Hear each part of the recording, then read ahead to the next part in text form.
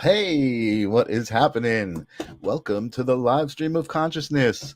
I am Michael Zinn, and you are here with me. So, we are about to co create some cool stuff. The live stream of consciousness is a live broadcast that I created almost a couple years ago back at this time with Jesse Blaze, and it's something that just needed to be happening all the time because it became my happy place. It's a place where I get to have a guest, create some space for that person, um, talk about some cool things that I like to talk about, consciousness and spirituality, and you guys are all with me, so it's all cool.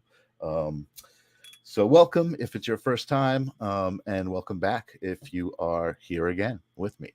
I had some cool things happen this week. Before I bring on my guests, I just want to express some gratitude to the universe for being me and doing what I do. Suddenly this week, we did the live premiere of Stand Up Memories, the podcast that I do for Jackie the Joke Man through Tide in the studio that I work at, and we premiered season 2 on Wednesday, which was yesterday actually. And yesterday night, I get a text from Jackie, and he sends me this article. From the New York Post. Stand Up Memories was noticed. It was in the Cindy Adams column on the New York Post, and it was just a little article about what they're doing, and it was just basically some free exposure. It was amazing to get this text. It was just, so I'm very grateful for what's happening with that. I've really enjoyed working with Jackie and Peter. They are just two amazing guys with some amazing stories about growing up as comedians and like meeting Jerry Seinfeld and Eddie Murphy and all these people through their careers and kind of working alongside them and interacting with them. So it's been an amazing experience. There you go, the universe manifesting my own destiny. I don't know if you guys remember when I started working over there. It was all a matter of kind of shaping my own work day and work week between the two people that were employing me, and it was a great story. And here I am, still doing the live stream, and excited to move forward. So I'm going to welcome tonight's guest. Tonight's guest is actually very special because I have been taking the live stream of consciousness episodes from season 1. I don't know if you guys are experiencing a lag. I'm seeing kind of a strange lag on my computer, but if you are, I apologize. It looks like a lot of this here. I was have a page open so I can see some of the chat and bring up the chat. But anyway, I'm being distracted. Oh, yeah, it is really going slow over here in this browser window. So hang on a second. Let me just make sure everything is cool. If you guys, I'm trying to open up the comments so I can see them, so I can even see if there is a comments. I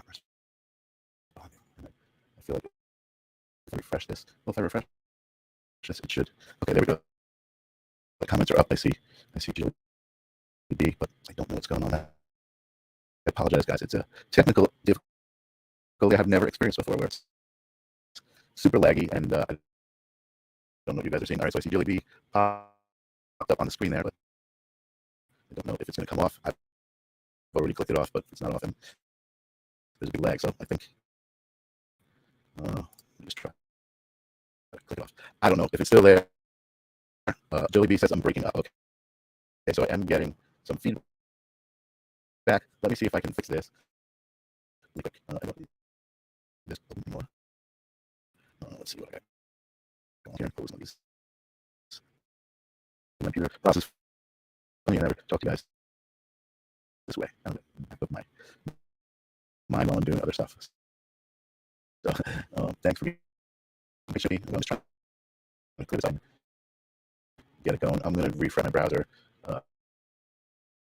Give me a second.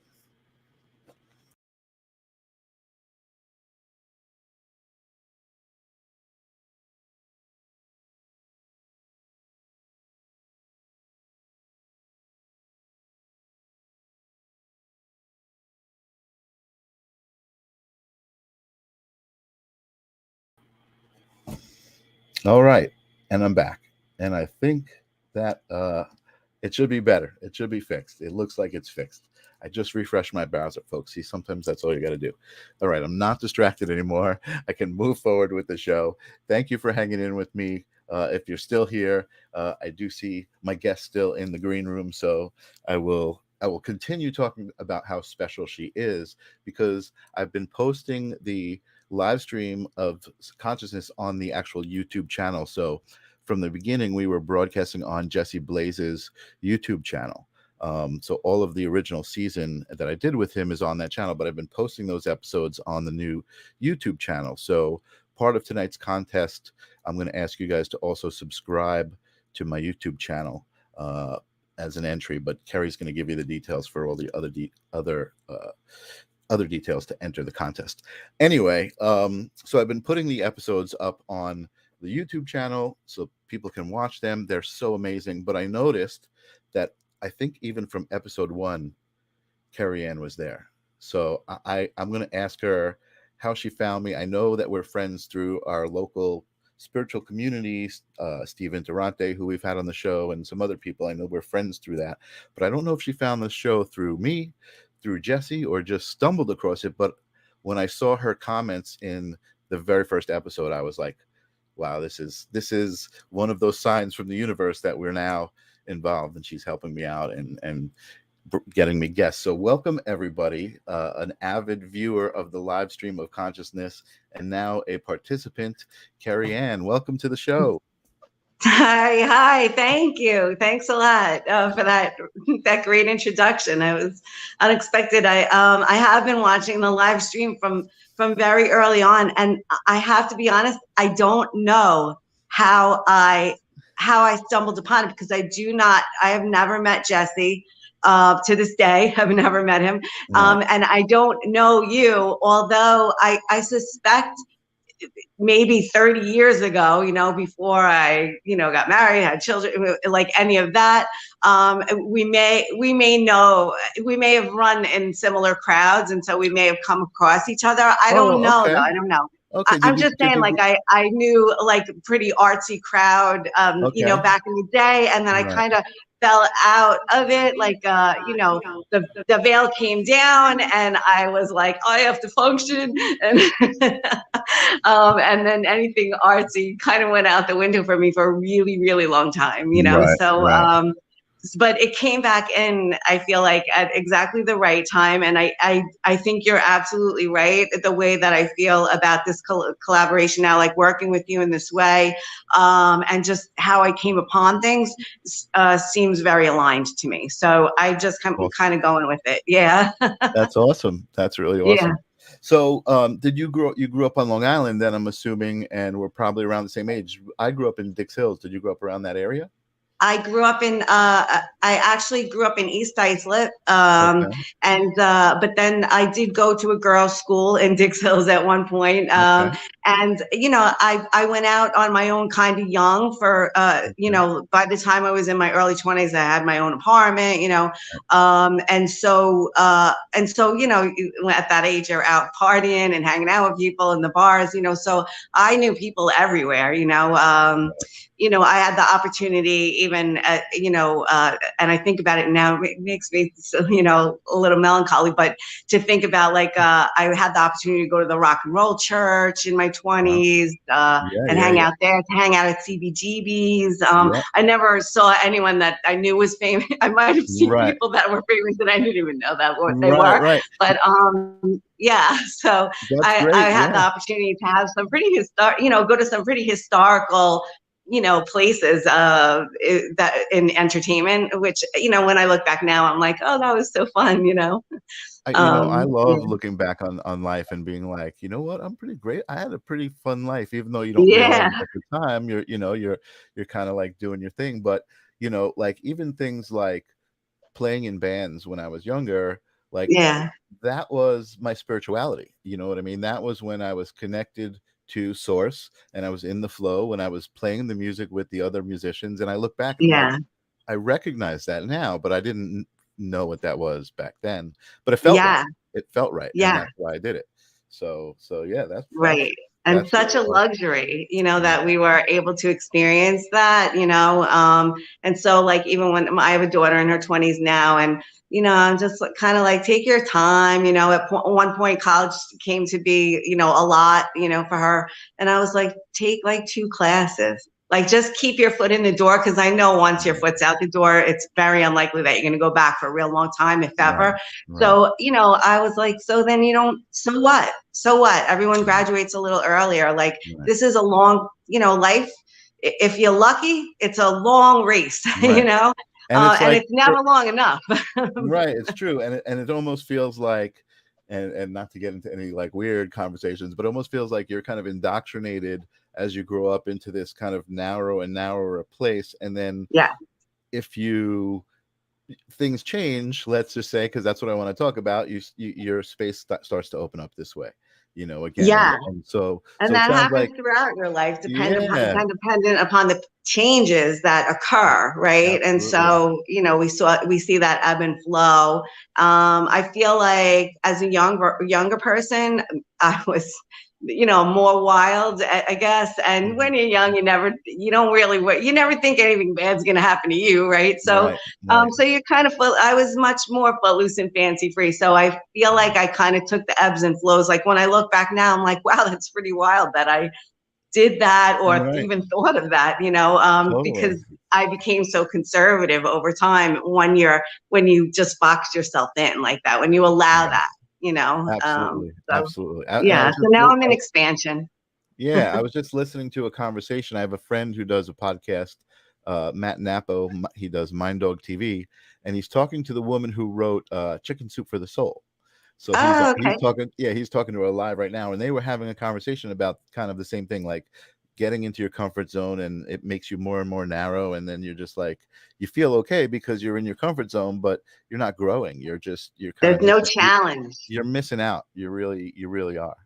There's no So challenge in that, yeah, and exactly, exactly. yeah, So but I'm having you on the show because you're more than just a viewer, and somebody who's helping me line up my guests and organize that kind of part of my life. You're actually also, you have your own gifts. I've seen you on Facebook Live, doing some pulling some cards and doing some readings, and I know you're intuitive, so I've got to I've got to welcome you to the show with the question that I always ask, and you know what that is.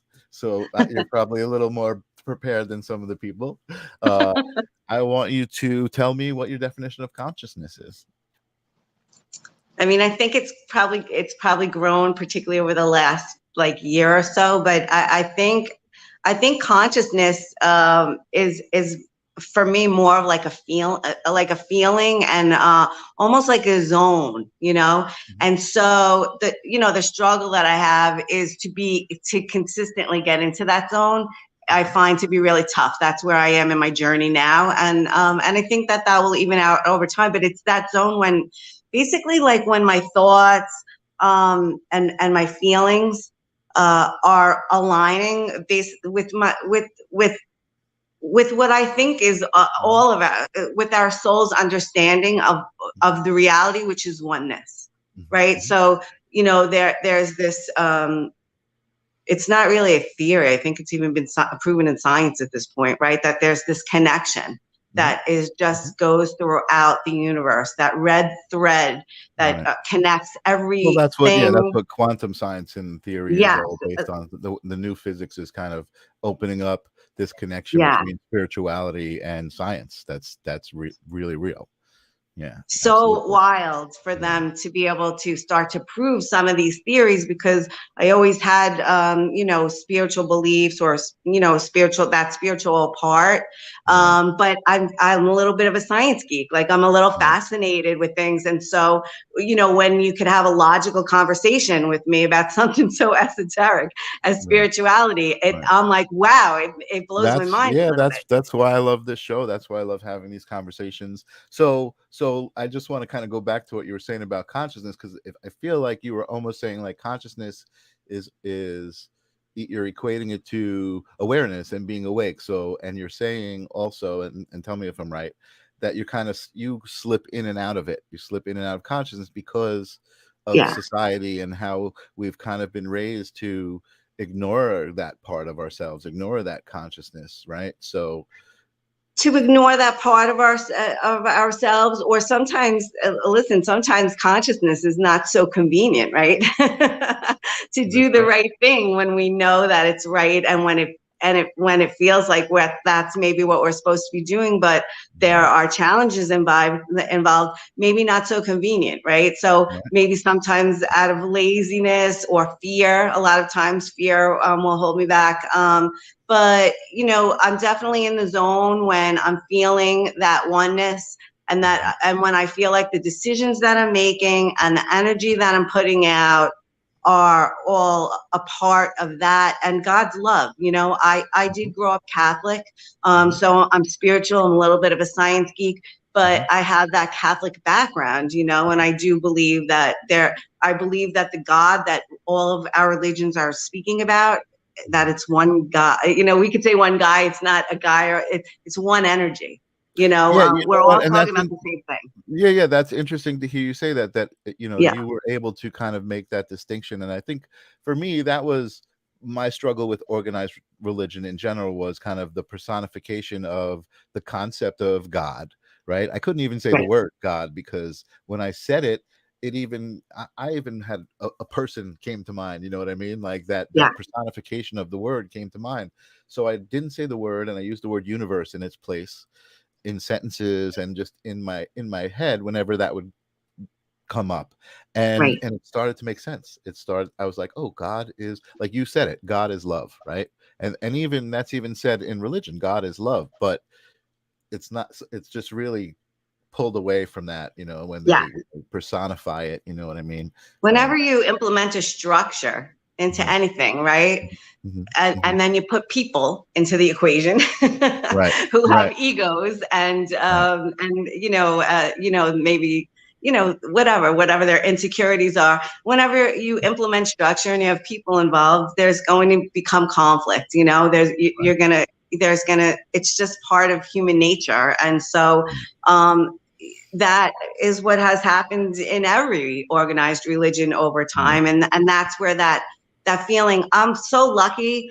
I did go to Catholic school for a lot of years, and regardless of like anything we were taught in religion class or anything like that, my parents really dumbed it down our whole lives, and I remember as a little kid, my parents kept it so simple and just said, God is love. He's everything and he's right. everywhere. And So there that's wasn't a it. That's what fear, he is. wasn't fear put into you, which is a lot of No, religion. there was none of Right, that dogma in our right, house. And right. so, that was, Good. I mean, every Good. so often, maybe if my mom got really mad, she'd be like, God's going to get you. But, but we didn't take it seriously because they told us God is love so much Right. more Right, right, that right. we No, were like, that's yeah, great. right. That's awesome. And I do feel like you're fortunate, because I feel like I don't come across that as much as people who have kind of seen the other side of it, you know what I Yeah. mean? Yeah. And then had to either break away, or even people who are still there, you know what I mean? It's like, you know. So, okay, awesome. Well, I love that answer. And I do think it's true. Some of the recent answers we've had, I don't know if you saw the episode with Kelly. She broke Yeah. it down to different levels of Oh, consciousness. for So sure. we've started to really talk about some cool perceptions of what consciousness is. Yeah. And as far as for some reason this just came to mind. The whole idea of trying to explain to somebody that we're all one, right? It's almost like, look at this box, right, of me, right? That's me, right? And then Mhm. back out a little bit, and now we've got me and you, right? And then Yeah. you back out. Imagine everything's like a painting, and you just keep backing out. So now you're seeing Yeah. everybody as a painting, which is the one, right? The painting is the thing, and everybody is a part of it. You know what Yeah. I mean? And that's kind of just came to me as a definition of everybody being connected, and everybody being part of one thing, um, Yeah. and everybody having their part to do in that one thing. Everybody's got to be in that painting, and be that, they've got to be them in that painting, right? That's right. It's just wow. Whew. got to write this one down. That was good. I like Yeah, it just it. doesn't flow. Like if you do a watercolor, right? Mhm, Everything when you have a really great artist that's mhm, working with watercolor, or I see some of your photographs, mhm, even the best ones. There's contrast. There's a lot of contrast mhm, in mhm, different areas. But even though there's contrast, there's just this flow to a mhm, really beautiful painting or a really beautiful mhm. photograph that that's basically the same, I think, concept, just speaking Right. like artistically. Right. Well, it's an expression of creativity that comes from source. So it's almost like a vibration, right? Yeah, It's the vibe. Yeah, yeah, yeah, for totally. sure. And you know what? That's funny because I like kind of like you said, you never really knew you were spiritual, but I do remember when I was younger always being like, no, I just go by vibe, I just go by vibe, and and it was true. I just I felt out, I felt the energy of Yeah. where I was and what was around and what energy people gave off. It was kind Oh of, yeah. as I got older, I was able to understand it more and more clear, you know what I mean? But it was always there. And for So sure, I think even young people that are artists that work in music, that deal with music. I mean, music is physical vibration. You know mhm, what I mean? So I mean, it would be nearly impossible for someone to have that talent, I think, mhm, and uh, not be plugged in, mhm. to the vibe of a room or to energy in general. Right, right, Yeah. right. Jilly B is recommending a book, I think, here. Trust Your Vibes. Uh, Ah, who's that by, Jilly B? Let's see if you can get us the author for that.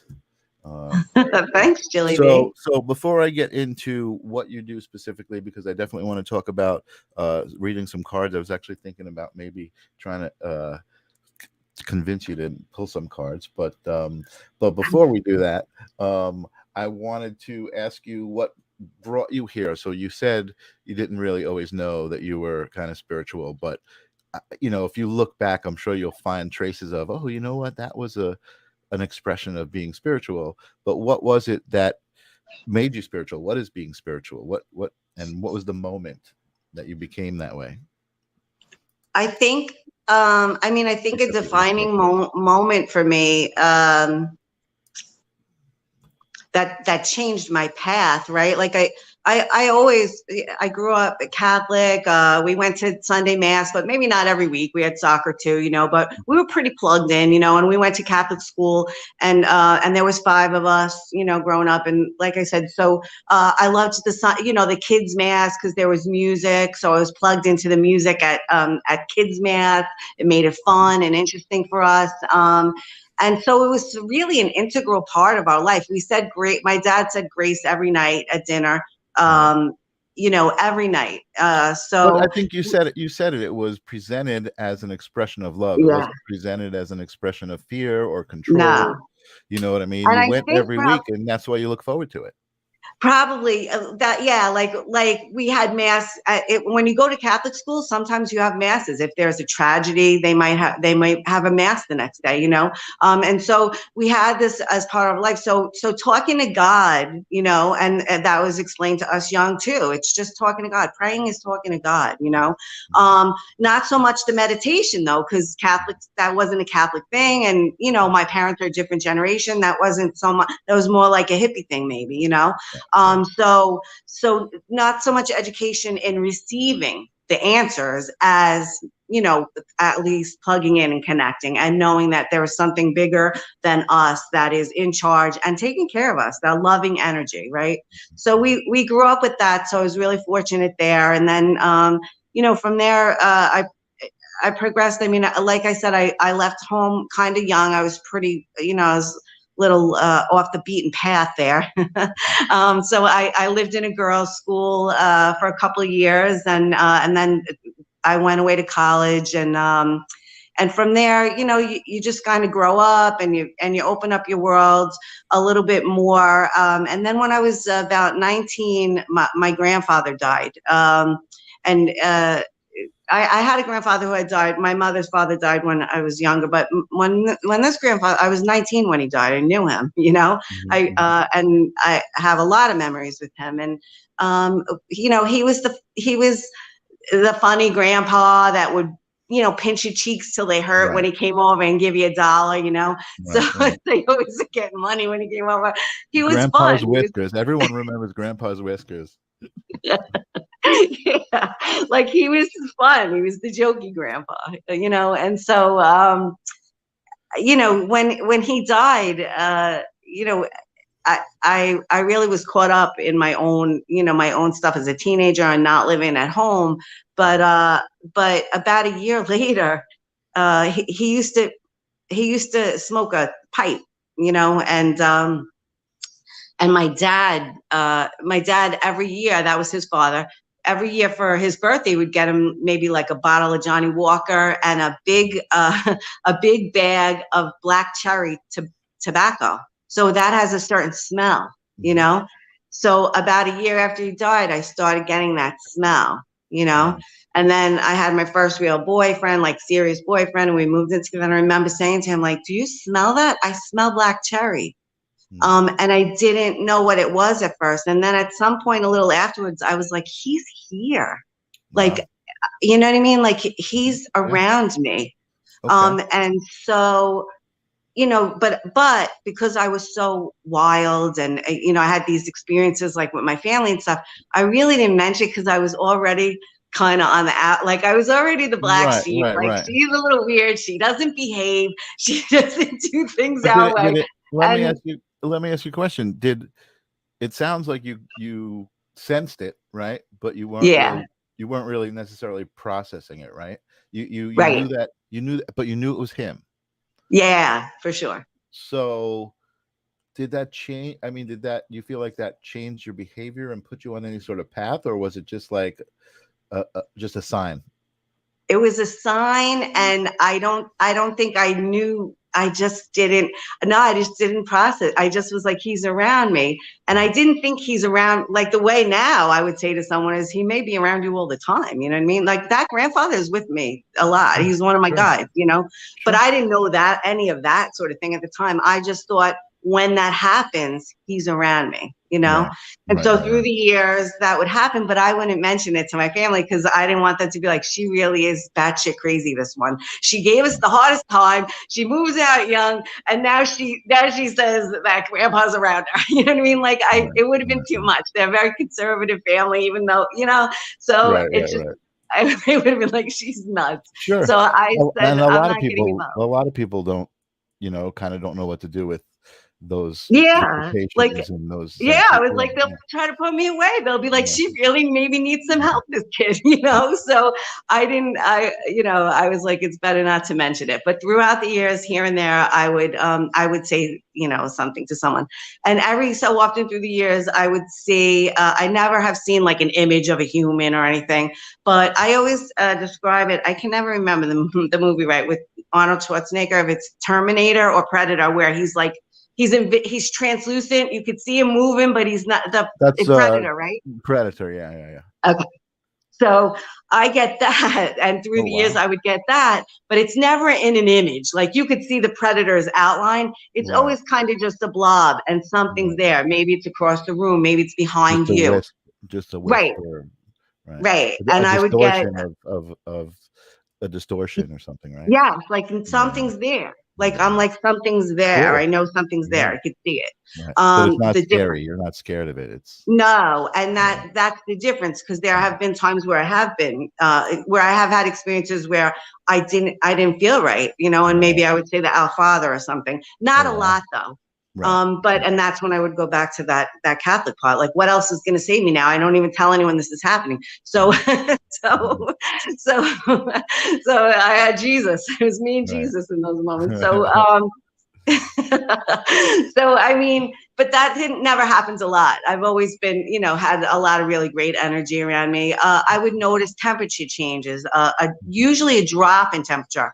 Now, many years later, that's an angel energy to me. An angel is near either when I'm reading someone or for myself when the temperature drops. When it heats up, it's usually someone's loved one, right? So I get tingles in my body, different things. So all these things happen little by little over time. And I never think to myself, oh, I'm a medium. You know, I think I think a lot of people feel this and they just don't talk about it, Sure. and I didn't want to Absolutely. go. Yeah. So I just, was discreet about it and left it alone. And I never thought anything of it. And then in 2017, I had unexpected hip surgery. I was adopted. I was born with a dislocated hip. And so I didn't know, but my hip was wearing away little by little over time. And I needed total hip replacement on one Wow. side. Yeah. So I'm in my 40s and I need, this hip replacement. And I'm like, wow, so I make the mental adjustment. I get the hip replacement. Thank God I have a decent job. I'm still at the same job today. I go out on disability for a few months. And during that time, I'm watching like some podcasts and stuff. I have 3 brothers and a sister. Everyone's married. So one of my sisters-in-law, right, has a sister who had a show Okay. like this, like what you're doing right now. Right. But it was a dating show. But I'm married, Okay. but I'm watching it because I'm like, I think this is so cool that this girl has like a regular, her regular day job, but Right. she majored in communications and Right. she really was always into entertainment and like Right. pop culture. Yep. Yep. So her and a friend got together and put this show together. I was like, this is Great. amazing. So I would Great. just watch it because I thought it was so cool. She was just doing something she wanted to do. There's an energy that comes across with that, it Yeah. it comes across, that's just like you said, that's exactly what I'm doing here. This is something I was like, you know what, I never thought I was going to be on this side of it, but doing it with Jesse was just Yeah. such an amazing experience. It was me stepping out of my comfort zone and becoming more of myself. You know what I mean? It was great. So Totally. anyway, And I could see that too, because after being at family parties and stuff, I'm like, she really is so fun. You right. know what I mean? And then for her to do this podcast, it made sense. I was like, this is really great because she's not being any different on this podcast. She's just being herself, Exactly. So I thought it was so cool. So I kept tuning in. And then one night she had Angel Eyes Dawn Marie on, her and her partner, and they interviewed her. Okay. And she was talking about, angels and her angel card readings and all of Right. that. And I thought, that's so cool. And I wound up like going back, but this was when I was at home. And then I looked her up and then I went back to work. And as I healed more and more, I guess it was still like on my mind. And so I scheduled a reading to go to a reading with her, before that though, they had Shira Benedetto on. Okay. So, Shira Benedetto is a psychic. She's a well-known psychic on Long Okay. Island and Okay. also a healer. I've been to healings with her. Amazing. Okay. I haven't had a migraine in years after Let's get her healing on with the her. show. Oh my God, she's so good. I'll love to book her. Yeah. She, it might take a little longer, but I have had her in mind. Okay. So Yeah. Shira's the first psychic I go to, right? And I walk in, and I go to her, and I go to her. She's over in East Meadow in like the Rexon situation over there, and I go to her and I walk in the door and I see her looking at me and writing, and all of a sudden I sit down and she goes, you're an intuitive empath. There's a big heart on her page, like, going outwards. And for 45 minutes, she brought who I already knew was going to happen, my papa in, Wow. and gave me very specific information. There's no way she could have known that. Right. And that changed my life because he described like my mother-in-law's house where I would stay on the Jersey Shore when I was pregnant with my daughter. Right. Wow. We would get the good room, And the that blue also room. the situation, besides the place, he also said you were pregnant with your daughter during this time or something? Yes, like he would say when you were Wow. pregnant with Nara and the blue room and people, and listen, we used to try to race the in-laws, the sisters-in-law, and to get there first because there were 4 brothers. My daughter's father has 3 brothers. Right. It was the best bedroom with the AC, so everybody wanted the blue room. That's great. That's so great. So that's really interesting. So you're pinpointing this to a moment where you actually had a reading that was like you were like, okay, this is real. Like that's I was interesting. like, this is real, and he has been with me the Right. whole time, You even when I'm remember, not right. smelling anything, Right. even when I'm not thinking, is that Papa? He has been. I remember crying and being like, I have a witness to my life. Wow. my whole It's life. amazing. That's Who, amazing. and we all do. Yeah. and Oh and yeah, I realized absolutely. we all do, and we just Absolutely. don't know it, right? Right. Who's witnessing your life when you Right. when you go home? You deal with yourself or your girlfriend. She knows you, in that way. Right. You're at work. Right. You're in different places. Nobody is watching your entire existence. Right. And Right. I was like, this man who loved me so much in life still loves me. That's how he ended the reading. Right. And he has witnessed my entire life since he left in a Right. different way than he was able to in Right. life, right? And he's And he's still a part helping of it. me. Yeah. Yeah. Yeah. Absolutely. Have you Yeah. ever felt? I have an interesting question because I felt this with my dad. My dad passed in 2010, and I have had uh, spiritual moments. I've had experiences where I've felt like either I was doing something or addressing something that I was healing, right? I was addressing some trauma, or it was just through thought, or maybe it was through some actions. I don't remember what it was, but I do remember the feeling of, wow, I'm healing myself. And then I was like, wow, I'm also healing my father, because it had to do with my relationship with my father. You know what I mean? So I'm like, I'm not only healing myself from that part of the relationship, but I'm healing him on the other side. Like I felt him smiling at me, like healing, And Yeah. have you had that? That's I to the smallest degree, I was adopted. I believe that my biological mother is in spirit and has Mhm, come to me. mhm, mhm. And there was a moment where I found out. I didn't find out until just a few years back. Oh wow. Maybe that I always knew I was adopted, but the situation or Right, her right, situation, what occurred, and she right, really had such a rough run in life. right. And then somebody said something to me, maybe just like last year, and I really defended her, and Mhm, she kind of mhm. came in afterwards, and I was Oh really wow. upset about the confrontation.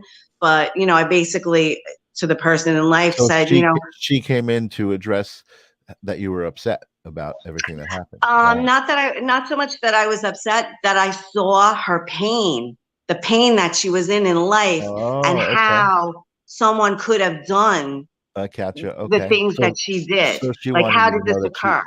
she wanted you to know that she was okay. She wanted me to know that she was okay. Yeah, yeah, yeah. And there was like almost like this heartfelt connection. She felt in spirit. She felt understood, and maybe understood that I'm not mad. You know what I mean? Right, Like, right, right. That's especially now that's that I know exactly the what I'm saying. situation. That's exactly what I'm talking about. That's not little. Yeah. That's big. That's Uh, awesome. I maybe because I didn't know her, you know what I mean? Right, Like, if it was right, one of my parents, thankfully, are still living now. But if it was someone who raised me, right. that's very, I feel like that's, very, very healing. But yeah, I do understand what Absolutely. you're saying. Then, yeah, yep, that Absolutely. did happen. So I want to address. I'm sorry, Ninja Kitty. I know you were talking about this before. There was no break in the conversation. Oh, Ninja Kitty had double hip replacement. oh, ooh, Yeah, that is wow. that's You're a rough. trooper. That's rough. And then Julie B is saying generational healing, which is Yeah. exactly what we're talking about. That is what we're So talking about. And I just yeah, want to tell anyone who's out there, listen, just in the comments, if you want to be entered in the raffle, write in Love Spirit Girls, because that's the name of my company. And we'll, I'm just going to put everything in a hat and pick out for a free reading. And you and the person of your choice get a free reading from me. We could oh, do it if you're in the tri-state area in person or Zoom, however you want to do it. oh, All so right. this is awesome. This is the first time I think we're giving away a prize on the show, and so all you got to do is in the comments write "Love Spirit Girls." Love Spirit Girls. That's the name of my company, is Spirit Girls. It's plural. And right now it's just me, but it won't be always. I'm building. I love it. I love it. And So subscribe to the live stream of conscious YouTube yeah, channel. subscribe. Yeah, why not, man? These are some riveting conversations. I say subscribe, type in Love Spirit Girls, and I'll give you till Sunday to do it. You don't Yeah, have to do yeah. it tonight. Let Like, do it people on the replay. exactly. If people watch the Yeah, replay, exactly. Awesome. yeah. I Awesome. mean, people are busy. I get it. Yeah, totally. But Exactly. I don't want there to be like a lot of, I want these viewers to really be able to have Right. a reason to come back here and kick back on a Thursday night, and Right. and and just have some real thought about spirituality, or later in the week if they can't make it. That's cool. Absolutely, and you could do it virtually as well, so they don't have to be necessarily in New York, right? Yes, That's awesome. yes, for sure. That is awesome. I'm That is awesome. flexible. So I was thinking about, some of the things of what we were going to talk about, and I would love to really, I would love, we know each other, right? We recognize each other spiritually, right? We see our reflection in each other. Yeah, We don't really interact that much. You know what I mean? right. We don't know each other that well, but we know each other and we're comfortable enough to know that and have faith in it. I would love to know your thoughts about the live stream of consciousness over the last year, since you've actually seen it since the first episode. Not only just kind of, I guess, like, how has it affected you, and also kind of what do you think of it? You know what I mean? Like, what do you have a favorite guest that we've had on that really made a ripple to you? Like, Yeah. I mean, I think, how, what would I say? Well, the way that it's affected me over the year is just little, because of the language that you guys were speaking, right? And sometimes it was even over my head. I would be like looking stuff up afterwards, like, what did that mean, that what they were saying, But yeah, I like that. I like a little intellectual yeah, challenge. push you out of your comfort So zone. Yeah. yeah, so I think it elevated me, on an intellectual level for sure. It Wow. definitely elevated my vibe and started to make me maybe a little more conscious. And that's what I meant when I talk about consciousness and that energetic exchange. I really never considered that very much, right? Energetic exchange. And so now I understand the concept of energetic exchange, which I really didn't get before, I don't think. Mhm. And what I meant by getting consistent with that is that when, there will come a time in my life, right? Mhm. I wholeheartedly believe now that I know about this, Mhm. where I'll evolve to the level where most of the day, my interactions will consciously, to me, come down to that. This is Right. like, there's nothing to get excited about, right? Right. This is an energetic exchange right Right. now, and Right. Right. I Right. have Right. all the Exactly. power, Oh, I love right? it. I love it. I That have all the power. And so 5 years ago, I didn't know I had all the power. A year ago, I didn't know I had all the power. Now I know that whatever is occurring around me or towards me, right? I know it in theory. And so right. this Right. is sometimes a little bit of a Right. problem with Kerri, Right. Right. is Right. that Right. I understand something You, theoretically, right. Well, you know what the but problem is? You're still a human being. it's implementation. Sometimes it's Yeah. implementation with me, A right? So million percent, a million percent, and me too. yeah. It's like sometimes I feel guilty. I'm like, I hope people don't think I'm just like la la la, life is great all the time, because I certainly wake up depressed and stay in bed on days. You know what I mean? And it's like Right. I still have to work for a living. Until I Yeah. don't, that'll be great. But this is a part of that. I totally believe that Yeah. this is a part of that. Right. This is me coming into myself, just really being able to raise the vibration. I was actually thinking, as you were saying that, the energetic exchange, I do believe that in between, after Jesse did his class from the wellness center, which I think that was just called the 13 laws of consciousness. I think that's what we were, or the 13 laws of the universe. I think that's what we were calling it, with Jesse Blaze. And Yeah. then there are a few weeks after that where Jesse was just like, he was actually staying with me at the time. He's like, I want to keep doing this. This is great. You know what I mean? And so he's like, be my co-host, let's do a show. And it was called Love is Law. Okay. Love as Law was, I think it was called at one point. The Conversation Continues, it was called at one point. And I think I wanted to call it the Energy Exchange at one point, because I'm just thinking now, like, that may be what I need to change this into, or evolve from this, because that's the message itself, right? I mean, you, Yeah. you even said it. You didn't even realize it's such a simple Nah. concept. And some Yeah. of the things that I find myself repeating on the show, like the idea of going into a concert, right? And just being able to feel everybody's energy. Your whole body, you're pumped up, you're there Yeah. with the collective. Like, being able to explain those things, I think, to people who aren't really spiritual and are suddenly like, whoa, that's so, I get it. You know what I mean? I think I think that's part of why I'm here. You know what I mean? Just to do it. Yeah, So that's a huge concept. Like we think it's so simple because now we get it. But the truth is, even though it's so simple, the implementation of that in Mhm. real life, right? In Right, daily life, requires you to recognize it in that moment, right. right? So every moment of every day, Hmm. and then to act accordingly, right? And so when someone else is flipping out, if you have days where you're able to pull back and Right. say, this is an energetic exchange right now and I have all the power.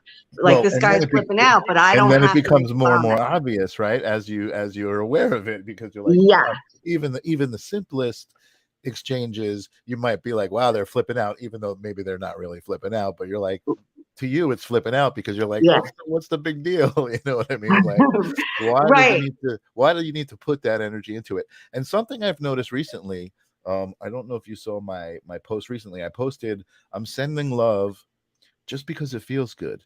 Yeah, And so something I noticed was when you do something good, it feels good. And when you like, if you start talking about somebody like that you don't like, and you're yeah. like, oh, that person, like it doesn't feel good. You You know what can I feel mean? it in your body. Yeah, Yeah. exactly. So like that's again another example of that energetic exchange within yourself. And Yeah. to take that even further, and this I think is also kind of just an innate human thing because of the way we're kind of raised into this narrow thing, as I was talking about before, is the conversations you have with yourself about yourself. They're so Mhm. powerful, they're so powerful. The words that you're saying, the things that you're thinking, you know what I mean? It's like Yeah. it's energy, and you're applying that energy to yourself, and those are known, I think, what's called as blockages. Again, I don't love all the terminology all the time, but Yeah, me either. I certainly have realized that even in my happiness and my ability to navigate day to day and feel like, wow, look at everybody else struggling, even in that, I thought that I thought that I like kind of addressed any trauma that I had, and I was kind of at this place where it's like, oh, I don't really need much healing. I'm a healer, I don't need healing, but I feel like it's a constant, you know what I mean? It's a flow, right? So it's a Yeah. constant. So you always kind of, I don't want to say you always need healing, because I don't like when light workers say everybody needs to be healed, Yeah. but you're always in this state of kind of learning and growing and becoming enlightened. I don't know if you've seen any of the other podcasts that I do called The Strange and Wonderful, but I interview some people on there that most people wouldn't even talk to because of just things that they do that aren't necessarily normal, and I don't even know what that word means anymore, you know what I mean? Like Right. somebody who has people who have a relationship with a synthetic doll, like a life-size human, you know what I mean? Or somebody who does clown porn fetish, you know what I mean? And Right. it's almost like I've had these conversations with these people that are so articulate and understanding of self, Yeah. that I'm just like, wow, this is crossing over from spirituality into something beyond, you know what I mean? And I've actually said it before on that show, maybe even here, that I feel myself expanding, as I'm having these conversations with these people, and I feel myself loving unconditionally, you know what I mean? Yeah. Just being like, hey man, I wouldn't do that, but wow, like almost inspired, you know what I mean? It's By really fascinating, yeah. actually, when you have the opportunity to meet someone who's so off the beaten path and has Mhm. really the nerve, right, and enough self acceptance to Mhm. to veer off the beaten path and do whatever it is that is really appealing to them, Right. regardless of what other people are thinking. And as long as it's not hurting anyone else, Right. I Right. mean, what is the big deal, right? And so, Right. but I think there is. I mean, I think you're in a great position as a podcaster, right? Like, Mhm. I Mhm. think that probably some of the best interviewers have a real curiosity about what Mhm. drives people. right? Where they're coming from, and maybe what is inspiring their Right. action, Right. and the history, right? Those are all, Right. I mean, people are fascinating. I really believe this, Absolutely. and I heard this Yeah. a long time ago. Like, if you get to know anyone, and I mean anyone, well enough, everything they do will make complete sense to you. Right. It's just a matter of getting to know someone well enough. Right. And there are so few people that we get to know on that level, right? Right. Because partly because of time. I mean, you Right. don't always have the Sure. time for that sort of thing. Sure. But a lot of people don't have the inclination because somebody is a little bit off the beaten path. But everyone's had that experience if they've been in a relationship, either with their parents or married or whatever, where something that your parent or your spouse does drives you nuts, But to you the like understand it at one point. cringeworthy. Right. And then Right. you Right. get more information Right. one day, Right. and you're years in and you're like, holy Right. shit.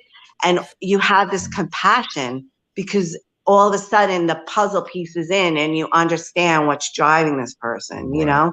And Yep. so that's a great place, I think, to live, to come from. And it's a great place, I Absolutely. think, for an interviewer to be. It's Yeah. just a great energy, I think, for everybody to Yeah. put out. Like you were talking about, like, just the not the inspiration, I guess, and maybe the inspiration, the idea of somebody just being able to do what they want no matter what, and you said and not hurt anybody else. I think that it's a different energy, right? I think that if somebody was doing something that was hurting other people, there wouldn't Sure. be that energy would come through. It wouldn't come through as appealing and like, oh my God, I'm inspired by this person. I would be like, oh my God, I'm appalled by what this person is doing. Right. They're, and But some people are appalled, even though there's no hurt involved. And I right, kind of don't get right. that. Well, You that's know what and I I mean? think right. I think that's kind of what I was going to get to was like, if you come from a place of understanding that somebody else is a human being with other experiences, you don't think about, oh, I'm pro-choice and you're pro-life. We've got to fight. You know what I mean? Right. You're like, all right, you're whatever you are, and I'm whatever I am, and you can be whatever you are without me having to be you or you having to be me. And Yeah. again, that boils down to the whole self-love thing and people trying to be something that they think they're supposed to be, all of the different concepts we were talking about, Yeah. growing up like this, all of And those the things. comparison, and so what happens is when we are combative in that way and the egos get involved, we lose like the real we lose the real issue a lot of times. So like, this Mhm. isn't a political show, but Marianne Williamson, I mean, I read A Woman's Worth. God, Mhm. I was probably 22 when I read it for the Wow. first time. I've read it several times since then. And she'll describe abortion as a woman declining a miracle. I mean, it's sad. Right. No matter what your rights are, Right. no matter what the long term, you know what I mean? Right. It's sad. It's a Right. sad situation to be in. Right. Right. How horrible that Right. anyone even has to make a choice like this. You know what Right. I mean? Right. And so that's what it really comes down to, right? Can you Totally. have Totally. compassion for that? You know what I Right. mean? Totally. Yeah. She. I And actually met her in person at the uh, uh the um the Center for the Holistic Center for Wellness, holistic. yes, when she I was think. running, was it when she was Yeah, running it for was office? she was thinking of running or she was running and she came and I videoed the whole thing. It was awesome. And meeting her was amazing. I had no idea even who she was before Ah, they said, "Hey, this is what's happening." I was like, "Okay." And I started looking into who she was and I was like, "This woman's awesome, she, I love you her, know, and yeah. she's by far my favorite author. Yeah, she's Yeah. got a bunch of Yeah. books out, but A Woman's Worth was the first one I read. Yeah, I got you. Okay, amazing, yeah, amazing. So Julie B has said a couple things here I want to put up. She's always giving us words of wisdom. Observe, don't absorb, and that was when I was talking about just kind of like looking at other people and not necessarily yeah, wanting to be who they are, but being like, "Wow, this is fascinating." And then she right, also says, "No judgment." Yeah, absolutely. yeah. It Just the feels best it, way to be. It's a much more relaxing. it But I feels just so did want to good. give a shout out too, like this part of my journey, just to Angel Eyes Dawn Marie. She was my mentor in the beginning, Awesome, and I learned like the angel card readings from her. And she's going to be awesome. on the show August 11th, actually. Oh, okay. I was gonna say we really got to get some of that. I don't think I have She's anyone booked. for Yeah. next week, but We want to get Charlie Saladino, not Charlie Saladino, Charlie Oh, Tedesco. Tedesco. I would Charlie love to get Tedesco. Tedesco. I would Yeah. love to have a conversation with him. He's Yeah. such an amazing guy. Even I think Stephen Durante is due back on Yeah. the show, because I just love. I think he was part of me understanding simple ways to understand some of those basic concepts, like the hamster wheel thing, where he always talks about, when you're doing the guided meditations, some of the things you were talking about made me think of that at the beginning, where you said you kind of slip in and out of consciousness, and I was thinking, oh, she's getting on the hamster wheel and forgetting to get off the hamster Yeah. wheel. You know what I mean? Yep. So That's yeah, what we've got to have happens. some of those people. We will definitely get the calendar together for the next couple of weeks. But August 11th, you're saying I've got Yeah, Angel August Eyes. 11th, Dawn is booked Dawn for. Marie. So she's Awesome. going to be on here, and she's just like I said, she was the first person I saw on a podcast. Shira Right. was different, and what happened was I had my hip surgery. I saw Mhm. her on the podcast with my sister-in-law's sister. She Mhm. appealed to me. I said I booked with her to go for an angel card reading. Right. I knew it wasn't tarot cards. I was a little afraid of that because of the whole Catholic upbringing. And Sure. on my way to her, I said a prayer to God, like, listen, if I'm not supposed to be doing this, create a diversion and I won't do it, you know? And I Right. Right. got there and I walked into her office and it smelled heavenly, because when you walk into the Long Island Healing Learning and Art Center, oh, Mhm. it's just like your just shoulders just relax immediately. It smells so Yeah. good in Yeah. there. But anyway, so I walk into her office and she says to me, "Oh my God, you look so uncomfortable right now." You know, I was like a little shaky, you know. Mhm. And I said, I was raised Catholic. And as I'm talking to her, I'm looking around the room, right? I was raised Catholic and I did say a prayer on my way here to create a diversion if I'm not supposed to be here. And as I'm looking around her room, there's angels, statues of angels. And then I Mhm. see, the head of the Blessed Mother sitting there, you know, and then she brings out a whole bunch of boxes of angel cards, right, to choose from, because you could choose your own, you know. Mhm. And I see there's Blessed Mother cards there, you know, Jesus cards, like all, very plugged Made you into, comfortable. Yeah. Yeah. Yeah. It was yeah, plugged into and your perception of whatever yeah, that was. Yeah. I was right. I was nervous that I was like Yeah. doing the wrong thing. And Mhm. then for her to have all of that around and then have the conversation she did with me, and we started with a prayer, Mhm. not necessarily a meditation. And I relaxed and had the reading with her, and it was amazing. And then I saw on her wall that she was Reiki certified, and I Mhm. went up going there to get Reiki certification and then taken a lot of her classes, you know. Right. Just a great awakener, I would say. Right. I would Right. describe her as a great awakener and a really fun and interesting teacher. Yeah, Awesome. Yeah, I can't wait to yeah, talk to her. So I think that's also a big part of kind of opening up your consciousness and kind of starting to grow this way instead of this way, is being open to these things. So what's cool is you actually had a Reiki appointment with Janice, my girlfriend, who was on the show a yeah, couple weeks ago. You said, oh, she does Reiki, and you got an appointment with her, and yeah.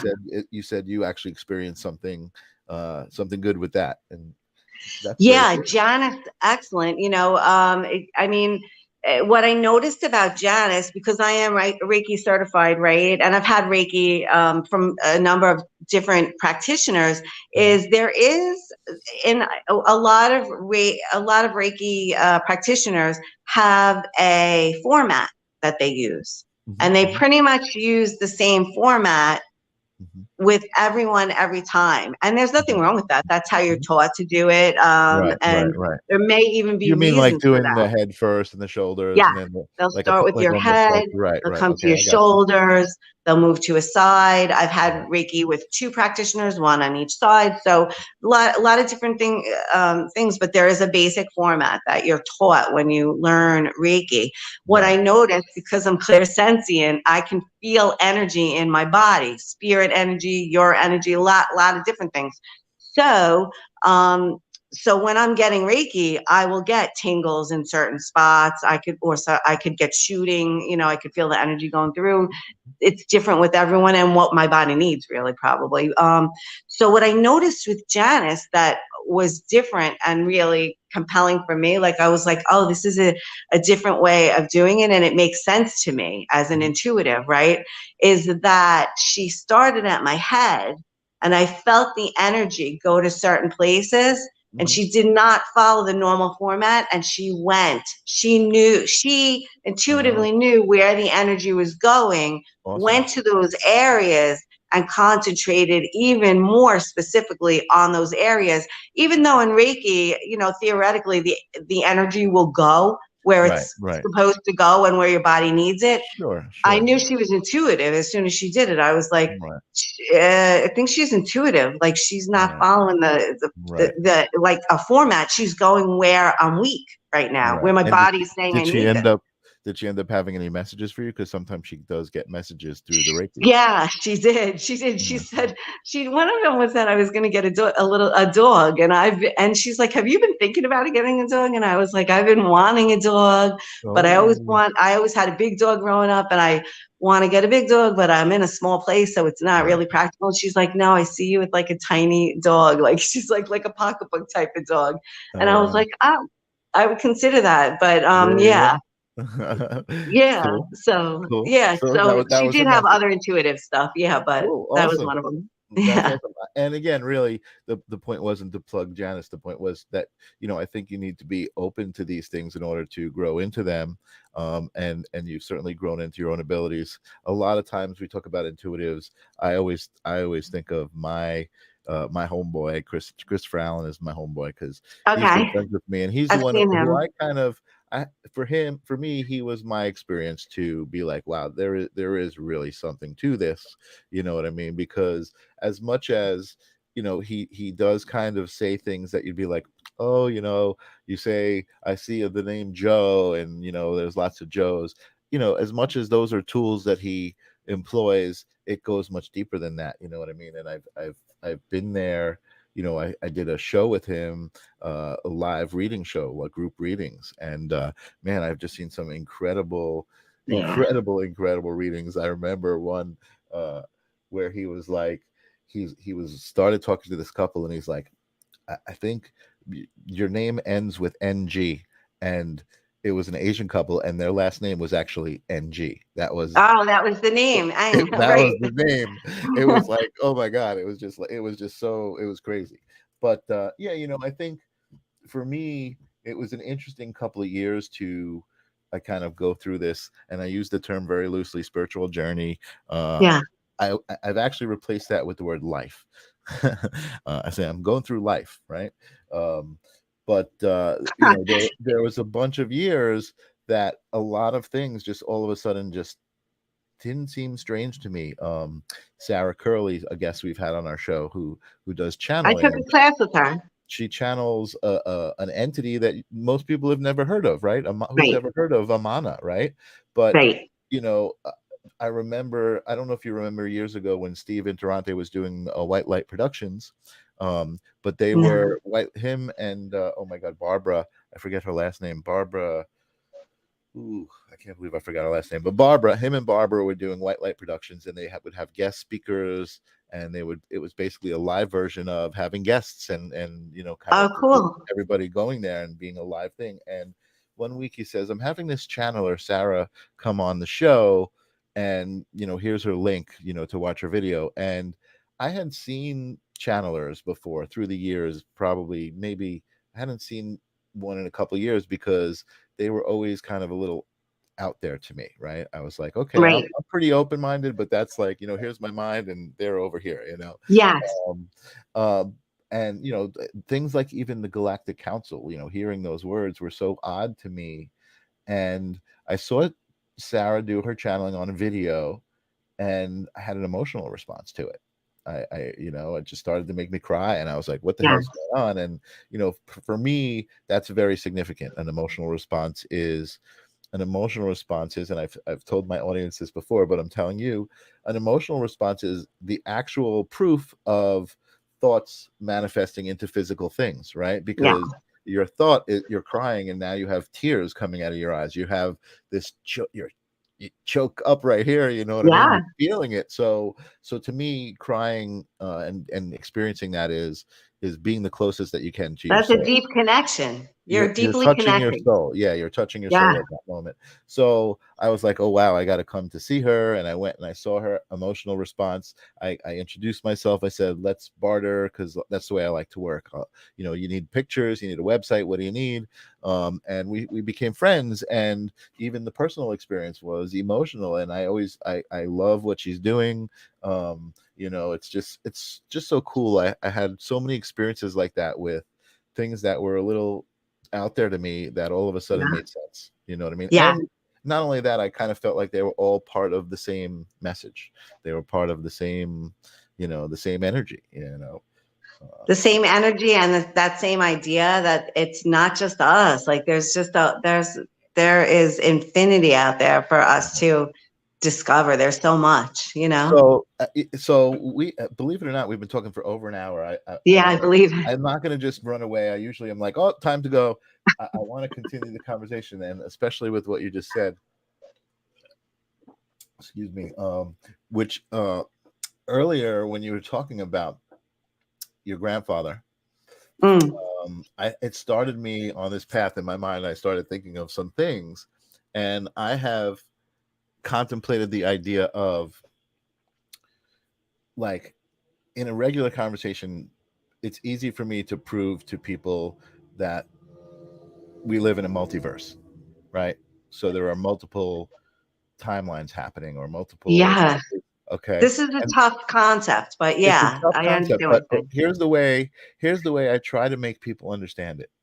Okay, right now, you and me are on the show. We're having this moment together, but Right. you're you and I'm me. Your perception of this moment is different than my perception of this moment. Yes. Even though we're both here in this moment, Yeah. physically and Yeah. experiencing the same moment, and your life after this moment is going to continue, and this is going to be a memory in that moment, right? so Yeah. you so you literally are your own universe, Yes. Like a and mini. Yeah. I'm my own universe, because I'm going to Yeah. go on my path. And even though we share this, we're crossing universes right now, Yeah. right? We're experiencing the moment together. So when you were talking about your grandfather, I realized, I was like, they're always with you because they're in that timeline that is your universe. They're in Yeah. your universe. So the part of them that crossed over into your universe during your life, it was so significant, especially for your grandfather, let's say, that Yeah. that's a significant part of that timeline and part of that universe, right? So it's Yeah. always there. It's always there. Like, just He's like you part said. of my universe, as your guides are part of your universe, in relation Hmm. to the whole universe, because where he is dimensionally Hmm. is different. He's not Right. in 3D, right? I don't Right. know. I don't know what we call that dimension, right? But Right. and maybe the whole theory of heaven and hell and has to do with what dimension you end up in when you leave the 3D, right? Depending on your vibration and your lessons and those types of things. So yeah, energetically though, he is experiencing his vision, right, of my life is Hmm. much wider Hmm. because he is a In a part of it different dimension, and right? he's Right. vibing differently in spirit. And He so steps he has back to, further from the painting. yeah, He sees it from a different perception now. yeah, I mean, he sees something bigger than the painting, which was the 3D for him, right?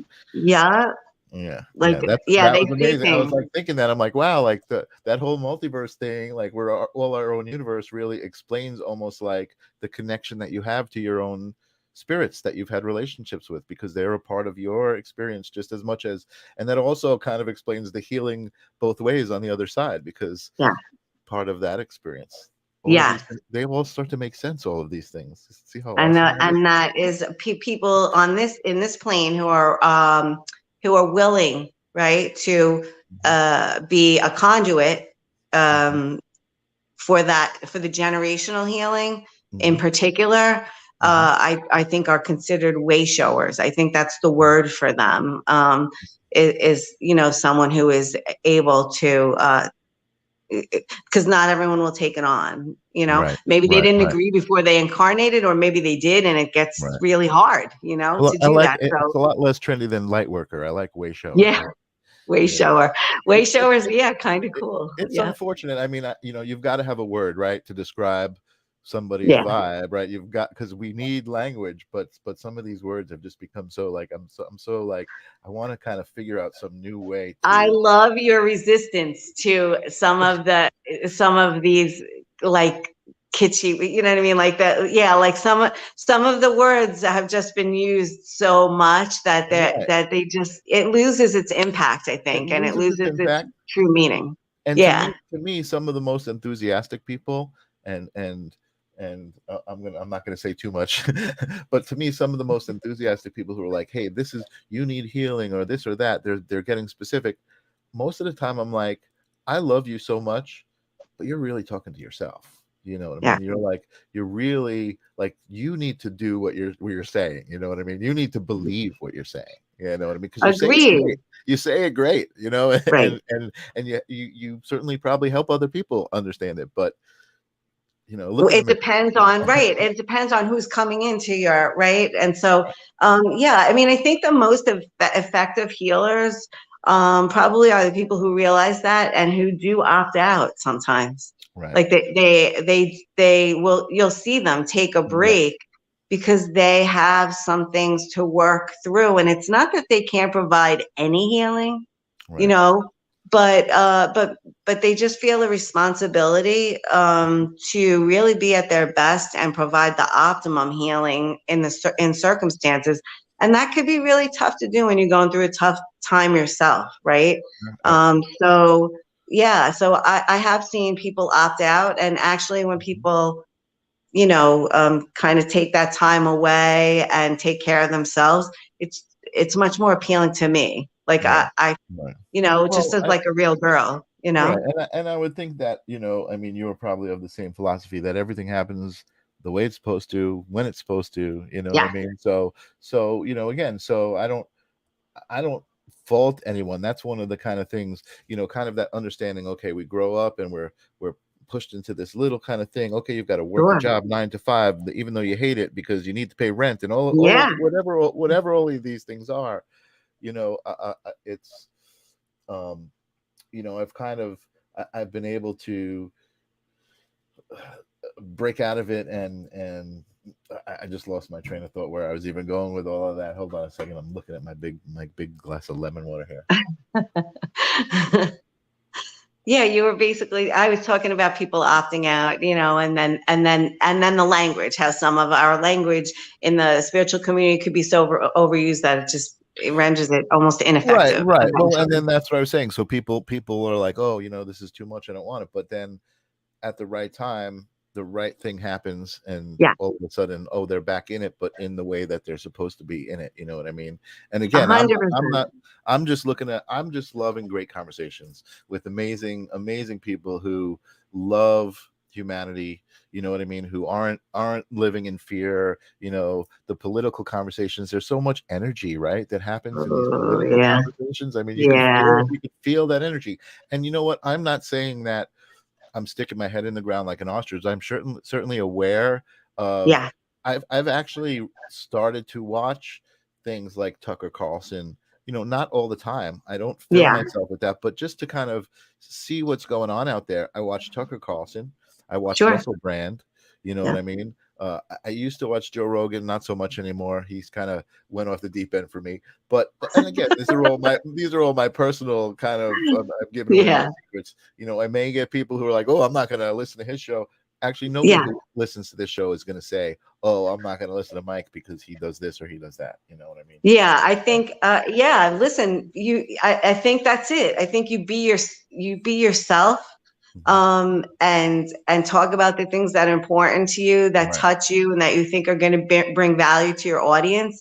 And I right, think that the people who are supposed to migrate towards you are going to do that naturally over time, and that's right, going to be your core audience. And just like this, just like the podcasters that you just mentioned, Russell Brand, Joe Rogan, Tucker Carlson, Jordan Peterson, another super controversial guy. I love some of what he says. Some of it, maybe I disagree. I don't agree with anything with everything that anyone says. If that's not a thinking person. You're not thinking. If you disagree with every talking head that comes on, then are you really thinking, yourself? Like, don't you have your own thoughts? So I kind of pick and choose, but I don't dislike anyone just because of their view, though. Well, they're still a human being. That's right. And I got to say, and I don't, I'm trying not to get into the actual conversations because that's just this isn't what the show is about. It's hard, but right? that recent movie that came out, What is a Woman? That was very intriguing to watch to me. I was like, I didn't see that. Yeah, it's a movie that just came out. You can find it on YouTube, but they try to make you pay. Hold on, let me see if I can. What is a woman? Okay. What is a woman? It's one of these controversial guys. Hold on. What is a woman? What's his name? Computer's acting slow again. If I start searching, I'm gonna start. It's not answering me. I don't know why. It's one of these. It's a political channel. Like a website, and we're gonna write it down. Yeah, and they want you to subscribe, but it is on YouTube, and he makes a point that in all of this pronoun war and accepting LGBT, which of course I'm super open to, anybody being who they are, but the acceptance, like how that's affecting reality. Okay. Yeah. In meaning that there's men and there's women, and if you identify as a woman, that doesn't mean that you are a woman. You're certainly entitled to identify as a woman and behave in any way that you want to behave and wear any clothes you want, and even surgically change your body if that's right. But chromosomally, I mean, you were born, but you're still a man, right? So he's just trying to address like that's reality, and all of this kind of like, okay, changing the pronouns and all is distorting reality. And I was against that whole idea. Like, that's very, very conservative, and I'm not very conservative. That is super conservative. But I'm not sure how I feel about it, but I understand the practical aspect of it. Watch the movie because it's very engaging, and you're like, like it almost makes you more accepting. You know what I mean? It's like it's not trying to say it's not anti-LGBTQ. It's not at all, which is that's why it's so powerful, because it's just like, hey man, like let's get to reality. And I guess I understand too, having a hard time with that, because as a spiritual person, you kind of believe, I'm sure, that we all have masculine and feminine in us, right? We have both of those energies, and our ancient ancestors could actually access those energies and manifest them in different ways than we can, and hopefully that's where we're headed back to, remembering how powerful we are as humans. I think that concept that I talked about of this is kind of the enslavement of humanity. You know what I mean? It's not just like a recent thing, it's centuries old, right? For sure, it's centuries old. And like, I don't know, even where I stand on that exact issue, because as a woman, right, and having taken women's studies courses as a younger person, I also understand the impact of language. The impact that language has on just all of us, and on basically raising our youth in a certain consciousness, right? And that when we tweak language just a little bit, even when it comes to diversity in race, in gender, in all things, you are able to see there's a shift in energy Mm-hmm. when you tweak language. Mm-hmm. I notice it, I Absolutely. know it's so crazy, and I don't want to go over too much with you because I know it's late, but I work for a global bank. I've been there for 10 years now. And they're huge, huge presence in the global market, right? And we have a new CEO who took over, I don't know, maybe a year ago. So, and and all of a sudden, I started to notice in communications from upper management this shift in Mm-hmm. language, right? Not pronouns, just in Right, right, language. right. Just the way they talk, the way they presented the Just concept. certain phrases that maybe we Right. would use in a more spiritual community are Mm-hmm. now being used in business practice. And I thought, Psychological. Yeah. this woman is going to change the face of banking, Awesome. um, with her language. That's awesome. Just starting with her language, probably with other, Right, probably right, in right, other right. ways as well. Sure. But this spiritual language that we speak, does is not always, it's not always it's not mainstream. Right, The right, way right, the hippies spoke, it wasn't right, mainstream. right. And so when you tweak things just a Mhm. little, yeah, I mean, Well, and it's understanding the energy exchange, right? It's really yeah, understanding it, and it's like, okay, I can use this to my benefit, and not in a malicious way, you know what I mean? It's in an yeah, intentional way, and that's the story I always tell. I'm sure you've heard me tell it if you've watched it since you've been here since the beginning of, hey, how you doing today, right? The way you great, answer that question is so important, not only to you, yeah, and to the person but the person who receives it, right? It's like it's yeah. such the simplest energy exchange you can have that could It's like so fucking true change because I everything. did the You know what I experiment. mean? Yeah, Yeah. I did the experiment. I heard you say it a bunch of times. Yep. And the last time that you said it, I think you said, I just tell people I'm awesome. And so, so I was like, I'm trying it. So, so I would go to 7-Eleven and the guy would be like, how you doing? I'd be like, I'm awesome. How are you? And you could see people light up. And you're not even saying you're I awesome. love You're it. just saying I'm awesome. I love it. I love it. It's so great. I've They seen really do. it's amazing. And there's a video now, and it's a trend, and I love this trend going around where there's just somebody with a camera, and they're just going by someone on the street, and they're like, "Oh my God, that shirt looks amazing on you. You look so good." And then it's like this old lady, you know what I mean, who's like looking at her shirt, going, "Oh my God, no one ever said that before." And she smiles, and then they're like, "Oh my God, your smile is beautiful," and you just see her light up Yep. because somebody's telling her she's beautiful. It's just so powerful. It's just, there's so much intention. You know what I And mean it's behind such a little thing to do in the whole course of a day. And literally, I mean, people get, and actually Jordan Peterson talks about this. that. And I really started following him a lot after I Mhm. saw him because this is a really like conservative, super educated, Smart brainy guy, guy, yeah. Yeah, yeah. Yeah. And he starts talking about how he goes out on these lectures, right? And he's actually quite introverted, Mhm.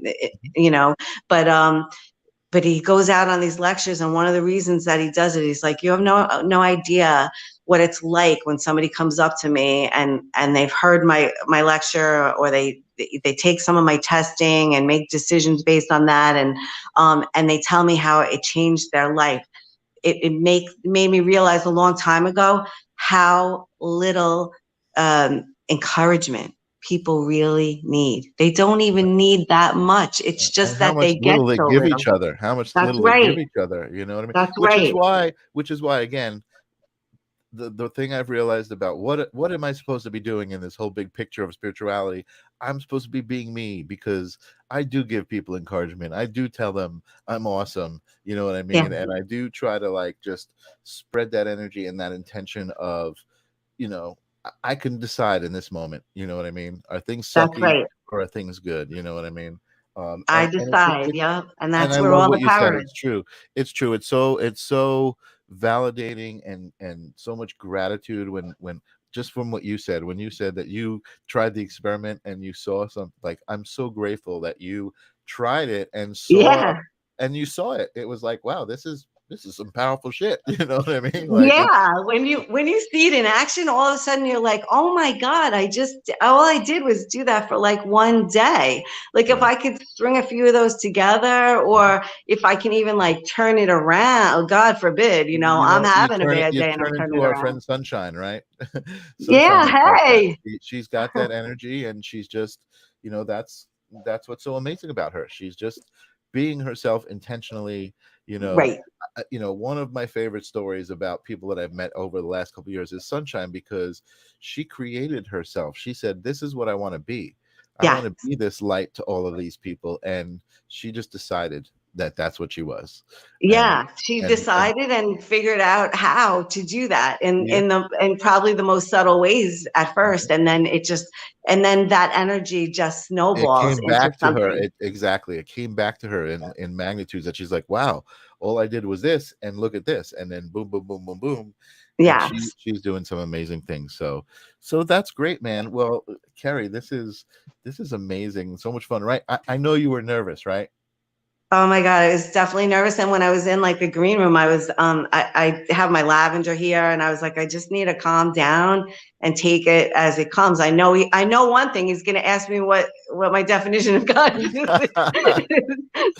Well, So just be ready with that, and everything you else did will take care of amazing. itself.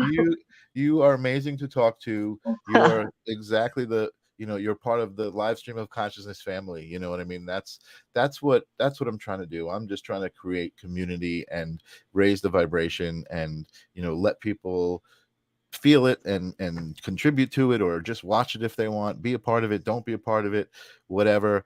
Jilly B made another comment earlier about past, present, and future are simultaneous. This is The we were timeline. talking about the whole timeline thing, and Yeah. that's a concept that I do also take into consideration in all of my like contemplation of what the hell this all Yeah.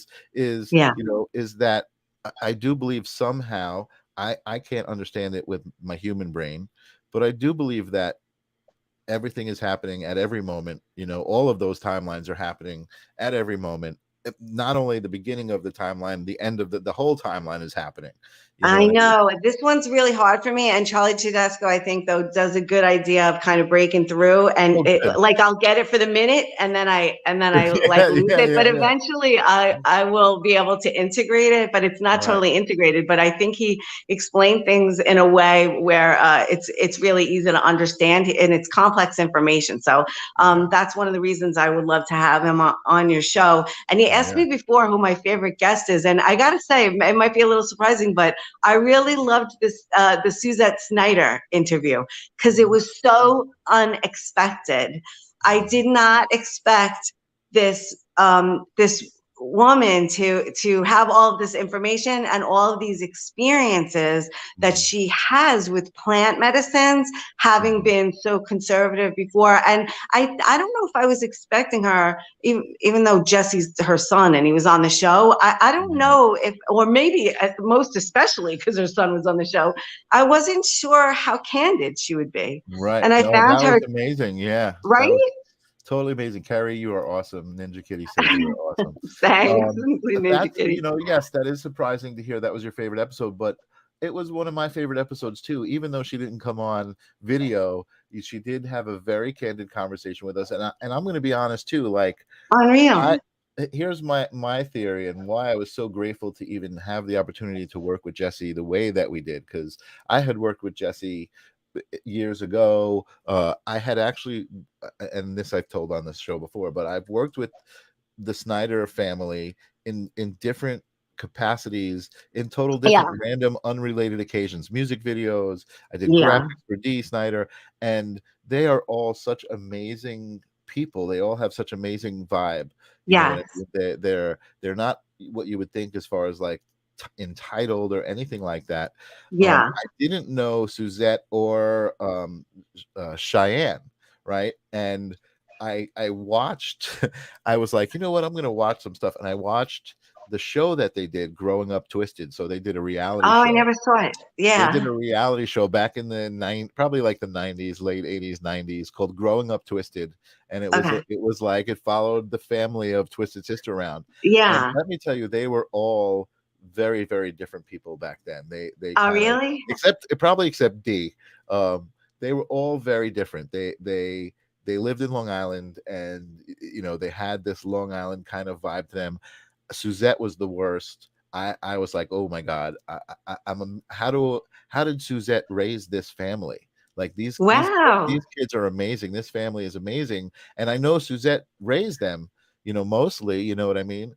And I was like, when I saw her on the show, I couldn't believe it. Yeah. But it was a total different Suzette from what I had on my show. You know what? I mean, listen, I might go back and like look at those reruns because I remember hearing the name of the show, so I was familiar with it, but I never Right, watched it. But I've seen all the interviews of the kids on your show, right? On this right. show. Yep, yep. And they're all, what a bunch of intellectuals, Right, was not, I mean, I don't know that I didn't expect that, but I didn't, I didn't know that was definitely going to be the case, even right, though Jesse was on the show. I didn't know they would all be so right. much like that. And Cody had me, I think I was like laughing half of the episode. He just has a wicked sense of humor, I Oh my think, god, that was probably one of my favorite episodes. It's Ninja funny. Kitty says it was 2010. That was when the show was out. 2010. I thought it was Oh, like the 80s or 90s, but I guess it was yeah. like one of those resurgent things. Like they were trying to bring back, kind But of. yeah, Suzette with the ayahuasca and the plant medicines and her Amazing. journey to get there, Mhm. so interesting to Amazing. know that would have that she raised them anti-drug and that then she went on this little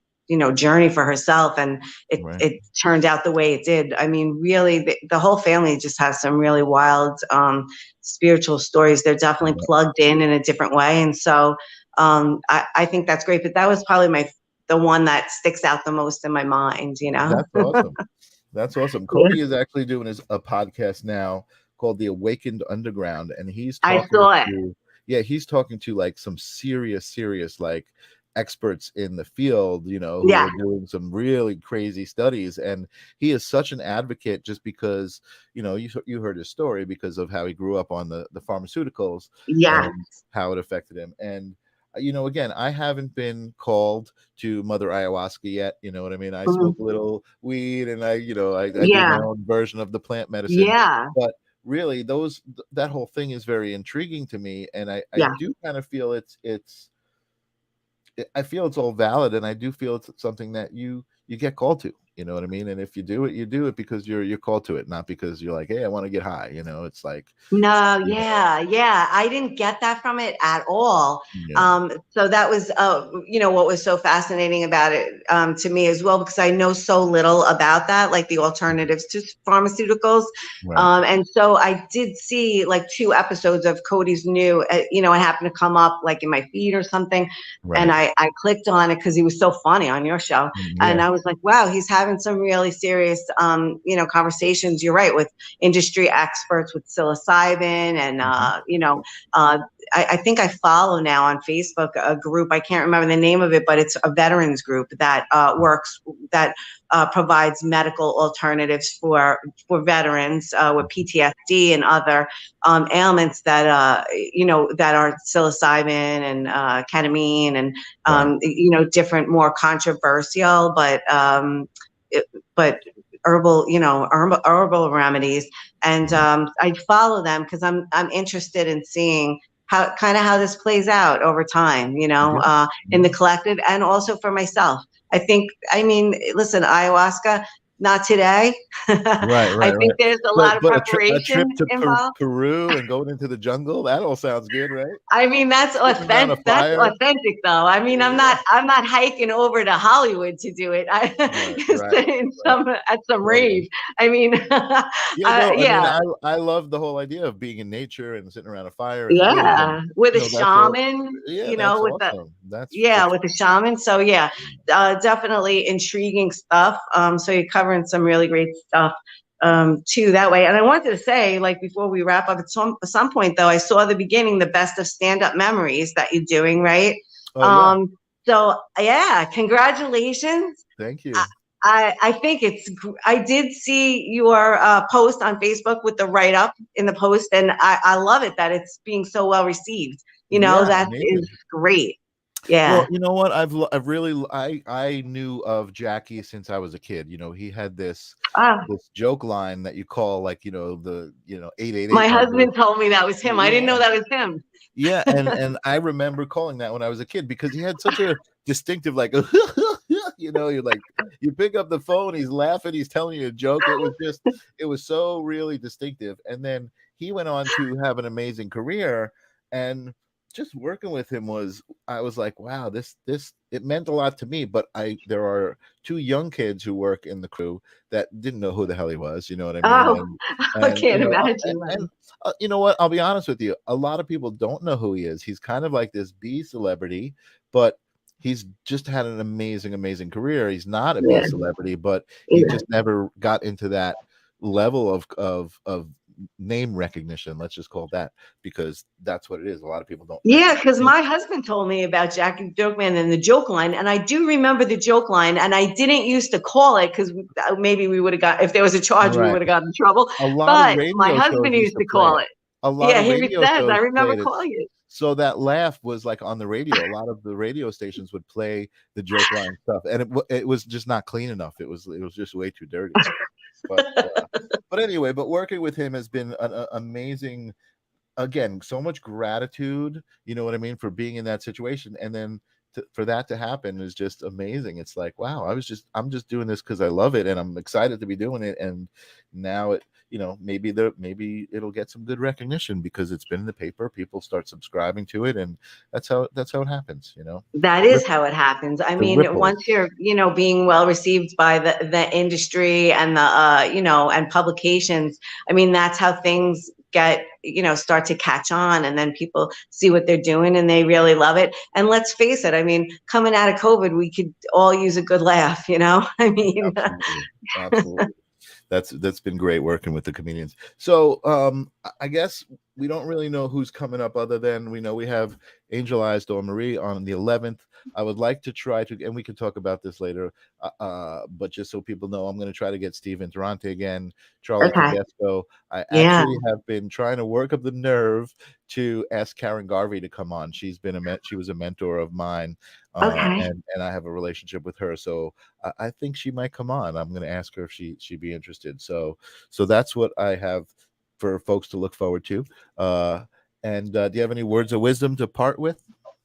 Not really words of wisdom, but I mean, I think you're doing great things here. I've Thank been you. super impressed from the beginning, which is why I continued to follow you guys. I miss seeing Jesse because, I mean, I don't think he means to be funny a lot of times. I think just him He's being the way he's he is, he's he's funny. such a unique energy. Yeah. And you know what? It's funny because Janice couldn't really take his energy too much. You know what I mean? She needed to take him in limited quantities because he's got so much of this amazing energy. And Jesse knows I'm not saying anything like Yeah. you wasn't Yeah. gonna see. It's fun. But Jesse also, he's aware that he grew up that way. A lot of people, he's too much for a lot of people, but he's authentic, and I think that's what I loved about him. And Me too. I was always able to kind of, I think part of his issue is people, oh, you're D. Snyder's son, and I never ever. It was like they were all people to me. Nobody was anybody's anybody. Everybody was themselves. Everybody was taken for their own face value. So I think Yeah. he appreciates that in our relationship, I think. Yeah. I And I'm a think, big fan of his work. He's super freaking talented. He's just I know amazing. I've seen some of his videos, Yeah. like some of his old songs, and like, yeah, just some of the conversations like that you guys had. I mean, they definitely kept me plugged You know in. what? There you go. There's another guest. I'll get him back on the show Yeah, as a get him back on. People love him. yeah. He's funny. People And love like him. I Yeah. said, he's not over there cracking jokes. He's just being himself. And just that quirkiness about him is really funny. Or maybe He's the way that he'll choose to express something. Just it's yeah. amusing, So I He's think got a lot great of love. energy. Yeah. Yeah. A lot of love, Yeah. a lot of great energy. Really good stuff. Yeah. Awesome. Well, listen, thank you so much for not only being a guest, but for stepping forward and offering to help me get guests on the show and kind of keep myself in check. It's been tough. This is a labor of love, this show. Yeah. You know what I mean? And it's a commitment to be here every Thursday, but It is my happy place. I do absolutely love every conversation I have. It grew into the Strange and Wonderful, which was, a listener who, started messaging me and saying, hey, I've got this idea. And Huh. I never even thought, whoever thought. And I was like, you know what, I'll help you start the show, because I felt like, uh Courtney, she's a little strange, you know what I mean, but she's also wonderful. And I was like, I'll help you start. I didn't feel like she had the confidence, and I said, you know what, Okay. just the way it was, almost like I was passing the torch that Jesse gave me the confidence to do this. And I was Ah. like, you know what, I'll do it with you for a little bit. But it became so interesting that I've stayed on board. We've done 12 episodes now, and I've had some amazing conversations. The most recent, yesterday, we had Alex and Mimi. So Alex is this guy who is having a relationship with Mimi, who is AI. So Mimi is artificial intelligence application that he converses with, and he's got dolls that represent Mimi, I guess, that are physical. And his intention is one day to actually take the AI and put it into a robotic doll that will be able to actually sense him with, sensing equipment. You know what I mean? Sense his weight, Wow. sense him visually, sense him, his sound. And he knows that that's gonna happen. It's not like if, you know what I mean. It's just a matter of when that happens. So I to me, he's like a character in a movie. He's got this idea in his head way in the future, and he's committed to it. And he's not, he, again, the conversations are so articulate, and these folks just, they know what they want, they know who they are, and it's I'm amazing. like, what a vision to have, And listen, I mean, I don't know that much about Elon Musk. I know he's everywhere, and I know he's like totally brilliant, but I also have seen clips of him talking about being bullied when he was younger. Mhm. Listen, the geeks make the money, Yeah. like, Mhm. Totally. All right, like, well, like, you know what, yeah, I'm gonna cut it short now, because I just yeah. looked at the time. Holy crap! This is I think, the longest episode that we've had, maybe. Oh, Uh, because we're just having a great conversation. And thank you to all the folks out there who stuck with it. Um, Kerri, we'll talk tomorrow, and we'll move forward, and we'll see what's going on for next week. And then again, August 11th, we have Angel Eyes Dawn Marie. Thank you yes. all so much for Oh, believing in me. Thank you, Kerri, for believing in me from the beginning and oh, being here on this show. I'm still here. I'm still doing it, and it still feels just as good as it always did. So great. I will say, somebody told me they love when I do this. It might have been you, but peace.